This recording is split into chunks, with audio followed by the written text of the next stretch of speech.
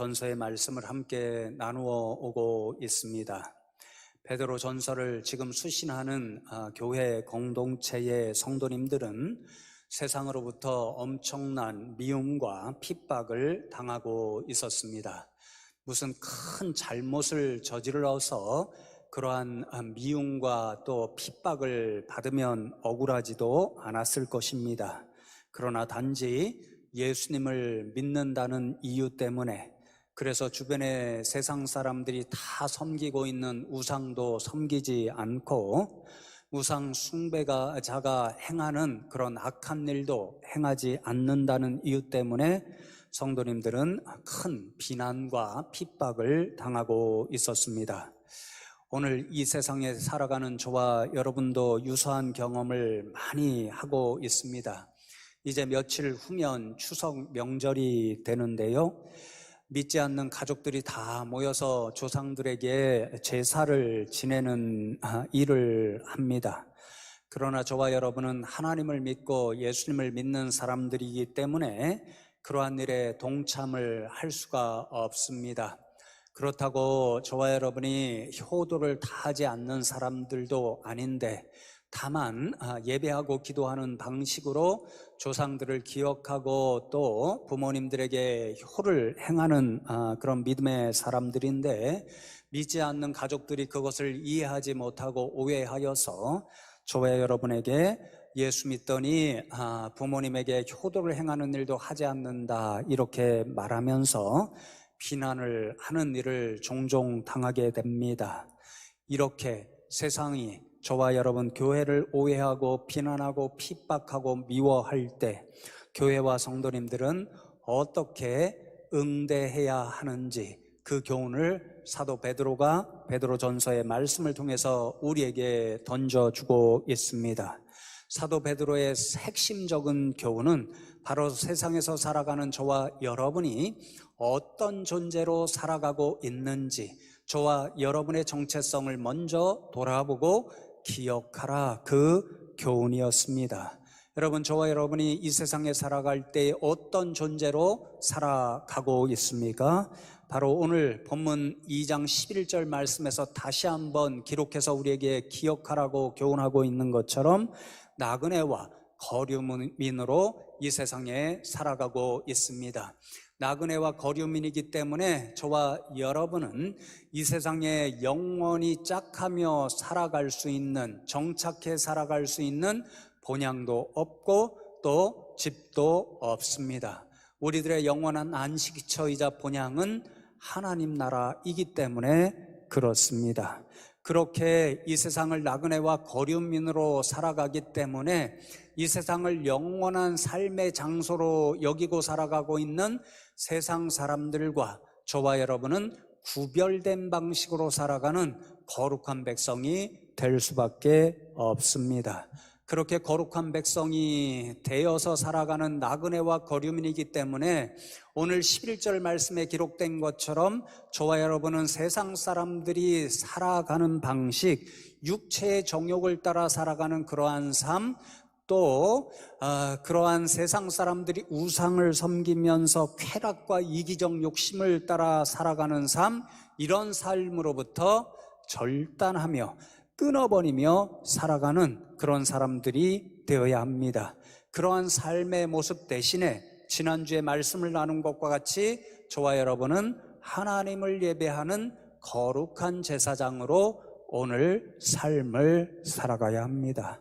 그리고 오늘 본문 말씀을 통해서 저와 여러분은 거룩한 하나님의 백성들로서 세상 사람들과 구별되는 또 한 가지 삶의 모습을 교훈으로 듣게 되는데요, 그것은 선한 행실을 행하며 살아가라 하는 이 교훈입니다. 한쪽으로는 하나님을 예배하는 거룩한 제사장들로서 하나님을 사랑하는 사람들로 살아가야 되고, 그리고 오늘 말씀을 통해서 교훈을 듣는 것과 같이 거룩한 사람들로서 저와 여러분은 우리를 미워하는 세상 사람들을 위해서도 선을 행하며 살아가는 방식으로 세상과 이웃을 사랑하는 사람들로 살아가야 한다, 그런 말씀입니다. 여러분, 그 교훈의 말씀이 이제 베드로전서에 곳곳에 기록되어 있는데 대표적인 말씀이 오늘 본문 2장 12절의 말씀입니다. 제가 다시 한번 봉독해 드리겠습니다. 너희가 이방인 중에서 행실을 선하게 가져 너희를 악행한다고 비방하는 자들로 하여금 너희 선한 일을 보고 오시는 날에 하나님께 영광을 돌리게 하려 함이라. 이렇게 교훈합니다. 이방인들 중에서, 그러니까 지금 하나님도 모르고 예수님을 믿지 못하기 때문에 교회와 성도님들을 미워하고 핍박하는 세상 한가운데서 그리스도인들은 선한 행실을 행하며 살아가야 한다, 그 말씀인 거죠. 제가 여러 차례 말씀드렸던 것처럼 성경에 쓰인 선하다, 이 말씀의 의미는 유익이 된다, 이익이 된다, 이런 뜻의 말씀이니까 세상 가운데서 선을 행하면서 살아가라는 이 교훈의 말씀은 세상을 유익하게 하면서 살아가라, 이런 말씀이 됩니다. 여러분, 지금 세상은 교회와 성도님들을 미워하고 있습니다. 심지어 비난도 하고 조롱도 하고 악한 행위로 성도님들을 아프게 하고 있습니다. 그럴지라도 교회는 그런 세상을 미워해서는 안 된다는 말씀입니다. 교회는 세상에게 악을 행해서는 더더욱 안 된다라는 말씀입니다. 오히려 우리를 미워하고 있는 그 세상을 향하여 우리는 선한 일을 행함으로써 그들을 유익하게 하며 살아가야 된다, 이런 말씀인 거죠. 악을 악으로 갚지 말며 오히려 선으로 응답하는 삶을 사는 것이 거룩한 하나님의 백성들, 저와 여러분의 삶의 모습이 되어야 한다, 그런 말씀입니다. 그래서 여러분, 사도 베드로는 3장 9절의 말씀에서 이렇게 이런 삶의 모습을 결론적으로 교훈합니다. 악을 악으로, 욕을 욕으로 갚지 말고 도리어 복을 빌라. 이를 위하여 너희가 부르심을 받았으니 이는 복을 이어받게 하려 하심이라. 그렇게 말씀합니다. 저와 여러분에게 세상 사람들이 미워하며 악을 행하는 사람들이 일지라도 그것을 악으로 갚지 말라, 그런 말씀이고, 욕하는 사람이 있을지라도 그에 대하여 욕으로 대응하지 말라는 말씀이고, 오히려 그들에게 복을 선포하며 살라, 그런 말씀인 거죠. 바로 이러한 삶을 살라고 하나님께서 저와 여러분을 불러주셨고 그런 사명을 주셨으니까 우리를 미워하고 비난하고 핍박하는 사람들을 향하여 선한 일을 행하며 사는 것이 결코 쉽지 않을지라도 하나님이 주신 사명이기 때문에 하루하루 그러한 삶을 살아내야 하는 삶의 모습이 저와 여러분의 모습이 되어야 한다, 그런 말씀인 거죠. 성도 여러분, 쉽지 않은 이 말씀에 순종하면서 살아가기 위해서 저와 여러분이 오늘 3가지 교훈을 새기면서 주님이 주신 이 말씀에 오늘도 순종하며 세상 가운데서 선한 행실로 살아가자 하는 믿음의 결단이 있으면 좋겠습니다. 첫 번째로, 교회와 성도님들은 왜 우리를 미워하고 있는 세상 사람들에게 선한 행실을 행하면서 살아가야만 하는 것일까요? 사도 베드로는 이것이 우리가 믿고 있는 예수님을 따라 사는 삶이기 때문에 그렇게 살아야 한다 교훈합니다. 여러분, 이어지는 베드로전서 2장 21절 말씀을 보시면 이를 위하여 너희가 부르심을 받았으니 그리스도도 너희를 위하여 고난을 받으사 너희에게 본을 끼쳐 그 자취를 따라오게 하려 하셨느니라, 그렇게 말씀합니다. 이를 위하여, 이 말씀의 의미는요, 20절에 보면 선을 행함으로 고난을 받는 일, 그 일을 가리킵니다. 세상이 지금 교회를 미워합니다. 핍박합니다. 그래서 고난을 당하고 있습니다.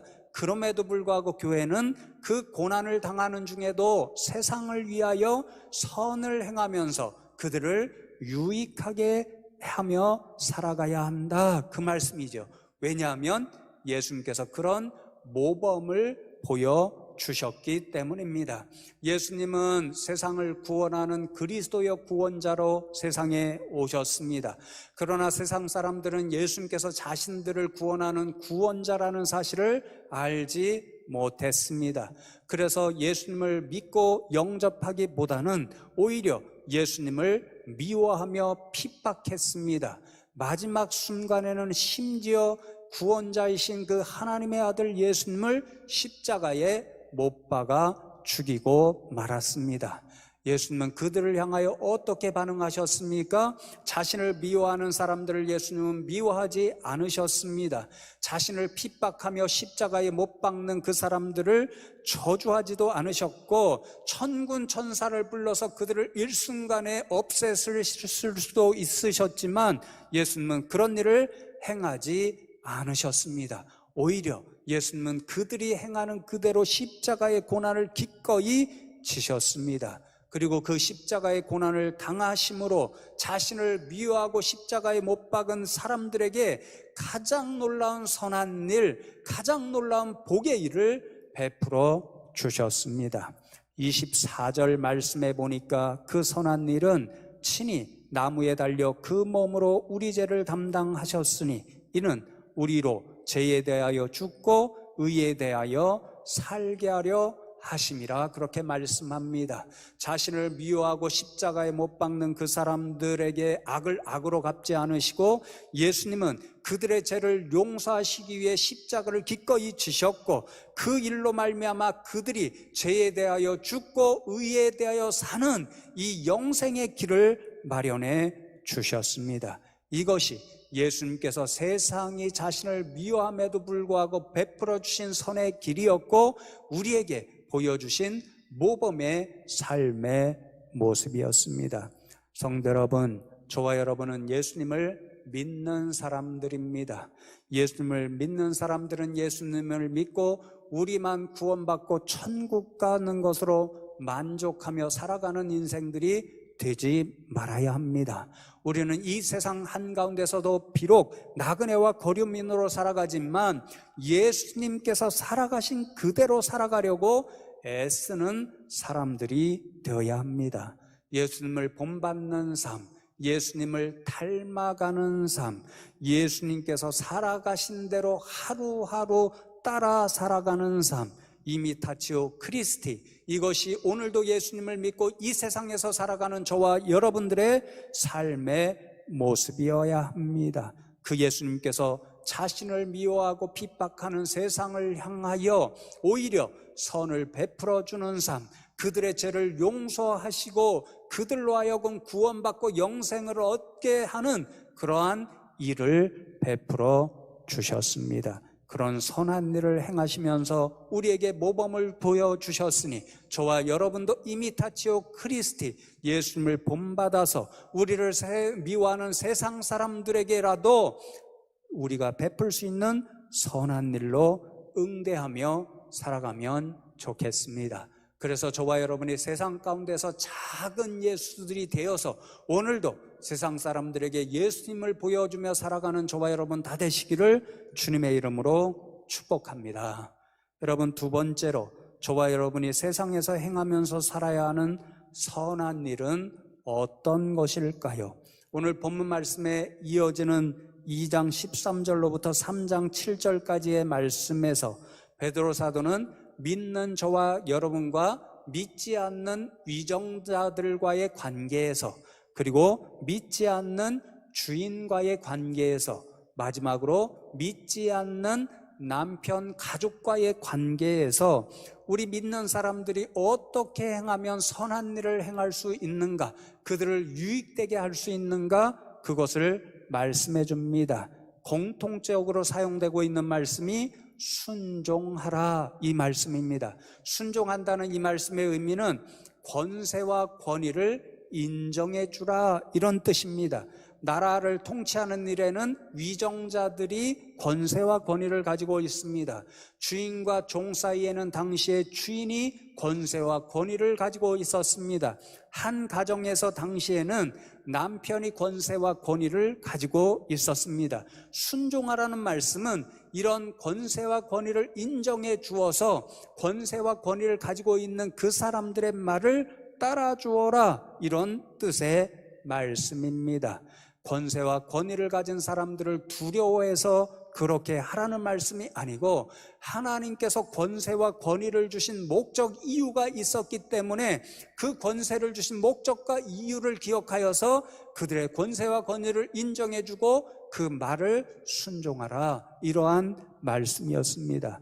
여러분, 그 예를 한번 찾아보겠습니다. 베드로전서 2장 13절과 14절 말씀을 보시면, 믿지 않는 분들이 이제 위정자가 되어서 권세와 권위를 가지고 제도를 만들게 되어 있습니다. 그런 제도와 권세와 권위를 가진 위정자들에게 왜 순종해야 되는지 그 말씀을 이렇게 교훈합니다. 인간의 모든 제도를 주를 위하여 순종하되, 혹은 위에 있는 것이나 혹은 그가 악행하는 자를 징벌하고 선행하는 자를 보상하기 위하여 보낸 총독에게 하라, 그렇게 말씀합니다. 왕이나 총독이 이제 권세와 권위를 가지고 법을 만듭니다. 그리하여서 악행하는 자를 징벌하고 선행하는 자를 포상합니다. 그렇게 함으로써 사회의 질서와 안녕을 추구합니다. 이것이 하나님께서 권세와 권위를 주신 목적이라는 거죠. 그러므로 그리스도인들이 이렇게 권세와 권위를 인정하고 순종하는 것은 하나님께서 원하시는 대로 세상의 질서와 안녕을 위해 행하는 선한 일이 되고 세상을 유익하게 하는 일이 되니까 순종하라, 그런 교훈입니다. 여러분, 오늘날도 쉽게 예를 들어볼 수가 있죠. 우리가 밖에 나가면 당장 거리를 거닐 때에 교통 신호를 지켜야 하는 법을 지킬 수밖에 없습니다. 만일 저와 여러분이 불편하다고 해서, 급하다고 해서 교통 신호를 지키지 않으면 어떻게 해야 되겠습니까? 사고가 날 수도 있고 사람이 다칠 수도 있고 질서가 무너질 수도 있습니다. 그러니 법을 지키는 것은 세상의 질서를 유지하는 일이고 안녕을 유지하는 일이 되니까 세상을 위해 우리가 행할 수 있는 선한 일이 되고 세상을 유익하게 하는 일이 되는 것입니다. 그러니 믿는 사람들이 세상에서 하나님의 권세와 권위를 가지고 사람들을 유익하게 하기 위해 만든 이 법, 이런 것들을 순종하는 것이 세상을 위에 선한 일을 행하는 것이 되고 유익하게 하는 일이 되니까 저와 여러분은 그러한 법을 순종하여 지키는 사람들이 되어야 하는 거지요. 그래서 사랑하는 성도 여러분, 요즘 코로나19 때문에 저와 여러분이 이 자리에서 대면 예배를 드리지 못합니다. 늘 안전수칙을 철저하게 지키라고 또 나라에서 문자 메시지를 보내는 메시지를 보게 됩니다. 여러분들도 그렇겠지만요, 때때로 이러한 법을 지키고 안전수칙을 지켜서 비대면 예배로 드리는 이 일이 얼마나 답답한지 모릅니다. 지금 이 순간도 여러분들이 나와서 이 자리를 채우고 계셔야 되는데 여러분이 계시지 않고 이제 장로님들과 이 교역자들 몇 분, 방송 또 봉사해 주시는 몇 분들 보면서 이렇게 예배 드리는 것이 정말 안타깝고 답답하기 그지가 없습니다. 여러분, 이럴 때 마음속에 수없이 제 마음에 어떤 일들이 생각나냐면요, 그냥 대면 예배를 강행할까? 이런 생각이 들 때가 많습니다. 그런데 그런 순간마다 제가 대면 예배를 그래도 드리지 말고 비대면 예배, 나라의 법을 잘 지켜야지 하는 그런 생각이 드는 그런 결정적인 일이 있습니다. 여러분, 만일 제가 대면 예배를 강행하고 여러분들이 이곳에 나와서 예배 드릴 때에 천에 하나 만에 하나라도 저와 여러분 가운데 확진자가 하나 나오게 되면 당장 내일부터 숭실학원이 다 문을 닫을 수밖에 없습니다. 저와 여러분이 당장 유익하게 해주어야 할 숭실학원과 우리 사랑하는 아이들이 저와 여러분으로 인해서 유익을 얻는 것이 아니라 큰 피해를 입을 수밖에 없습니다. 그 일을 생각할 때마다 저는 그래, 대면 예배 드리지 못하는 이 답답함, 그러한 일들을 위해서 우리가 조금 희생하고 나라에서 지키라고 하는 이 법을 철저히 지켜서 비대면 예배로 드리는 게 좋겠지, 이러한 생각을 하게 되는 거지요. 그러니 사랑하는 성도 여러분, 제가 목회자로서 이 말씀을 준비하면서 이 시대 사회와 국가를 위해서 또 주변에 살아가고 있는 이웃들을 위해서 정말 선한 일 행해야 할 것이 무엇인가, 교회와 성도님들이 먼저 앞장서서 지켜야 할 일이 무엇인가, 그것을 생각할 때마다 결국 이 코로나19 모든 세상 사람들이 두려워하는 그 일로부터 안전을 지키기 위해서 따라야 하는 이 법, 교회와 성도님들이 먼저 앞장서서 지키는 것이 선한 일이다, 유익을 주는 일이다, 이런 생각을 하게 됩니다.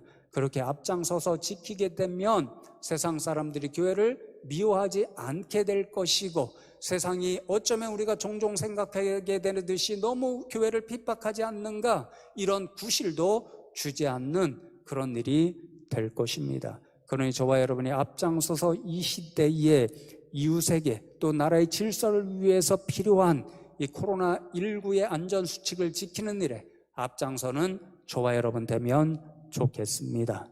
여러분, 마지막 세 번째로, 그런데 우리가 꼭 기억해야 할 한 가지 사실이 있습니다.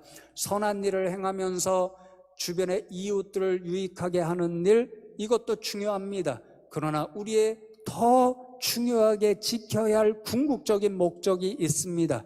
그것은 바로 선한 일을 행함으로써 마침내 하나님의 영광을 드러내는 일입니다. 오늘 본문 12절 말씀이 바로 그 말씀이지요. 다시 한번 봉독해 드리겠습니다. 너희가 이방인 중에서 행실을 선하게 가져 너희를 악행한다고 비방하는 자들로 하여금 너희 선한 일을 보고 오시는 날에 하나님께 영광을 돌리게 하려 함이라. 그렇게 말씀합니다.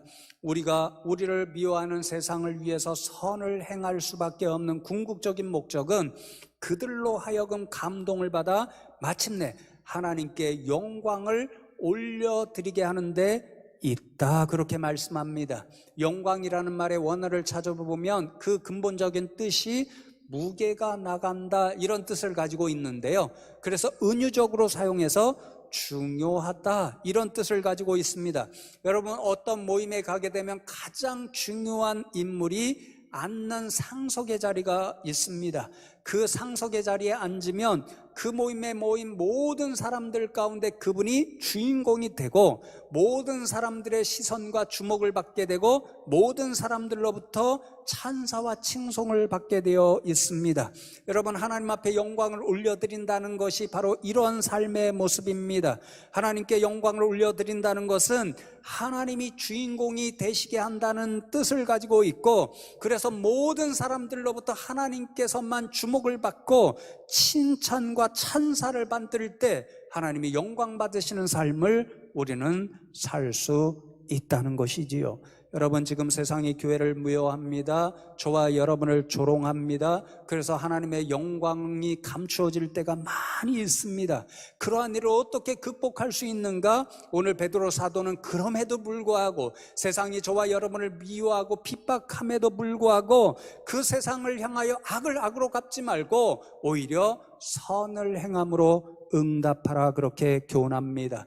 한 번만 하라는 것이 아니죠. 세상이 수없이 우리를 미워하고 박해해도 우리는 그들을 향해서 계속해서 유익을 지고 선한 일을 행하는 것으로 응대하다 보면 마침내 그 세상 사람들이 저와 여러분을 보고, 야, 믿는 사람들, 우리가 그렇게 조롱하고 비난해도 저렇게 우리를 향해서 선을 베푸니까 우리와는 다른 사람들이네, 저 사람들이 모이는 교회 공동체는 정말 아름다운 공동체네, 저 사람들이 믿는 하나님 때문에 저러한 삶을 사니까 우리도 저 교인들과 성도들이 믿는 하나님을 믿으면 좋겠네, 이렇게 칭찬하며 마침내 하나님께서 영광 받으신 일이 생기니 선한 일을 지치지 않고 계속 행하며 세상 가운데 살아가라. 그것이 우리의 삶의 모습이 되어야 한다는 거지요.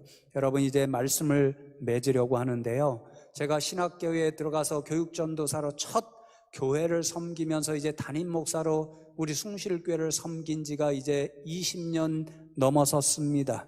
그런데 종종 이제 교인들이 참 여기에 서 있는 목사보다 훌륭하다, 이런 생각을 할 때가 있는데요, 여러분들도 아마 이런 모습을 살아내신 우리 성도님들의 이야기들을 들으셨을 것입니다.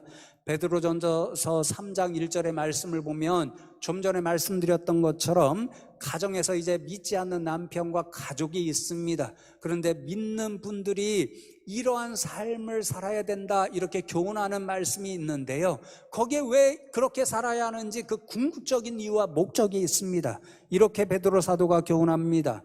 아내들아, 이와 같이 자기 남편에게 순종하라. 이는 혹 말씀을 순종하지 않는 자라도 말로 말미암지 않고 그 아내의 행실로 말미암아 구원을 받게 하려 함이니 라고 말씀합니다. 믿는 아내가 믿지 않는 남편에게 순종하는 일, 심지어는 예수 믿는다는 그 이유 때문에 핍박하는 남편일지라도 순종하는 일이 선한 일이다 그렇게 교훈합니다. 왜 선한 일이 된다는 것입니까? 그렇게 참고 인내하면서 순종하게 되면 마침내 믿지 않는 남편을 구원할 수 있는 기회가 되고, 믿지 않는 남편이 구원을 받아 하나님 앞에 영광 올려드리는 삶을 살 수 있는 결실을 얻게 되니 참고 견디고 인내하면서 순종하는 일이 선한 일이 된다 그렇게 말씀하는 거죠.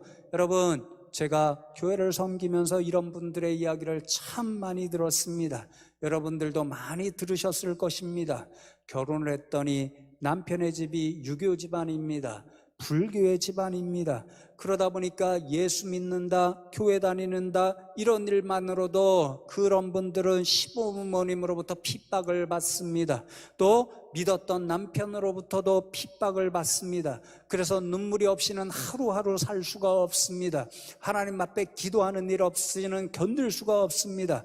그래도 하나님 주시는 힘으로 참고 견디며 하루하루를 살아갈 때에 오히려 예수 믿는 그 이유 때문에 남편에게 처잘합니다. 자신을 핍박하는 시부모님께도 예수 믿는 사람이니까 예수님의 모범을 따라 더 잘 대해줍니다. 그러면 마침내 어떤 일들이 일어나나요?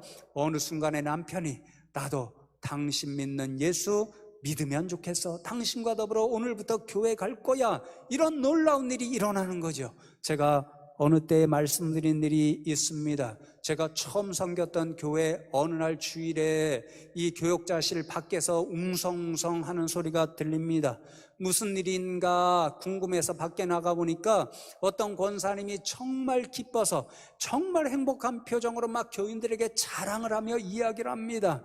내 남편이 드디어 30년 만에 오늘 교회에 처음 나와 더불어 교회에 나오기로 결단을 하고 나와 함께 나왔습니다. 이렇게 자랑을 하면서 남편의 구두를 가지고 왔다고 흔들면서 자랑합니다.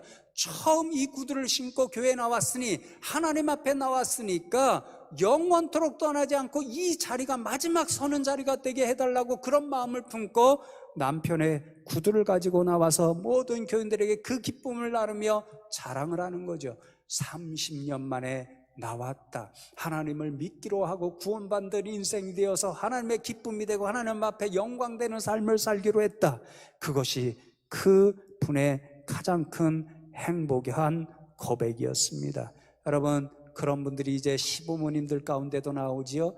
며느라기야, 지금까지 내가 나에게 대한 모습을 보니 나는 너를 이렇게 힘들게 만들고 핍박했음에도 불구하고 예수 믿는다는 그 모습을 통해서 나에게 이렇게 잘해주었으니 내가 이제 너와 더불어 교회에 나가겠다, 하나님을 믿는 사람들이 되겠다, 이런 시부모님들이 등장하고 다른 가족들이 등장하니까 그분들을 통해서 하나님 앞에 영광 올려드리고 구원받는 그 역사가 일어나게 되는 것입니다. 사랑하는 성도 여러분, 그래서 저와 여러분이 이런 삶을 살면 좋겠습니다. 저와 여러분이 늘 신조를 통해서 고백하죠.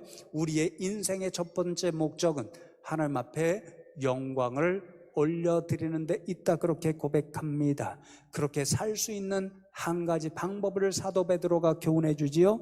선한 행실, 착한 행실을 통해서 세상 사람들을 감동시키는 삶을 살아가는 것입니다. 그때 하나님께서 저와 여러분을 통해서도 영광 받으시지만 세상의 수많은 사람들로부터 칭송도 받고 영광 받으시는 일들이 나타나게 되어 있습니다. 그러니 쉽지 않지만 저와 여러분이 이런 삶을 살기로 결단하고 세상 한가운데서 작은 예수들로 선한 행실로 말미암아 세상을 감동시키고 그래서 하나님 앞에 영광 올려드리는 저와 여러분 되면 좋겠습니다. 예수님께서도 동일한 교훈을 우리들에게 명령해 주셨지요. 마태복음 5장 16절 말씀에 이같이 너희 빛이 사람 앞에 비치게 하여 그들로 너희 착한 행실을 보고 하늘에 계신 너희 아버지께 영광을 돌리게 하라. 주님 주신 이 말씀, 이 사명을 기억하시고 하나님께서 주시는 힘과 용기로 결코 쉽지 않은 이 세상 한가운데서도 세상을 감동시키며 하나님 앞에 영광 올려드리며 살아가는 저와 여러분 다 되시기를 주님의 이름으로 축복합니다.